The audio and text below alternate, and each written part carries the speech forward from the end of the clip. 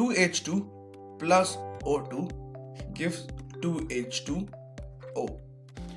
अगर आपसे कोई कहे क्वेश्चन में या वैसे भी कोई कहे कि अगर मेरे पास 4 मोल्स ऑफ हाइड्रोजन हो और 5 मोल्स ऑफ ऑक्सीजन हो, तो इसमें बताइए कि पहली बात लिमिटिंग रिएक्टेंट कौन होगा, दूसरी चीज एक्सेस रिएक्टेंट कौन सा होगा, और तीसरी चीज unreacted amount of access reagent.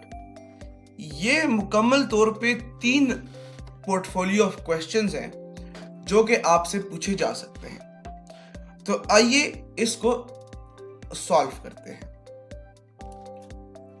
तो सबसे पहले रिएक्शन क्या कहता है? रिएक्शन शोज दैट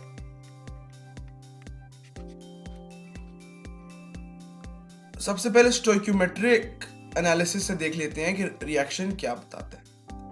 रिएक्शन ये कहता है कि 2 मोल ऑफ ऑक्सीजन दो मोल ऑफ हाइड्रोजन जब भी यूज होंगे तो 1 मोल ऑफ ऑक्सीजन यूज होगा। ठीक है, एक नाम दे देते हैं इसको। अगर मैं सिंपली इसको 2 पे डिवाइड कर लूं और अगर मेरे पास सिर्फ 1 मोल ऑफ हाइड्रोजन हो तो कितने मोल्स ऑफ ऑक्सीजन यूज होंगे? Simple common sense, half moles of oxygen.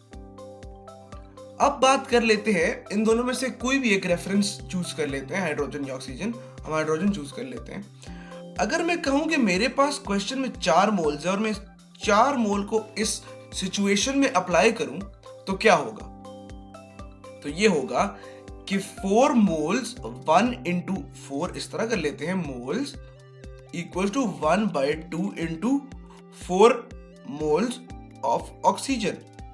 इसका मतलब है कि जब भी 4 मोल ऑफ ऑक्सीजन यूज होगा तो 2 मोल ऑफ हाइड्रोजन यूज होगा तो 2 मोल ऑफ ऑक्सीजन यूज होगा।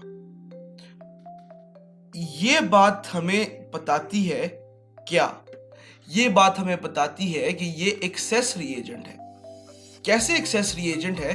कि हमारे पास गिवन मोल्स थे 5 मोल्स। तो अगर मुझे किसी ने 5 मोल दिए और मैंने 2 मोल यूज कर लिए तो कितने बच के? 3 मोल्स।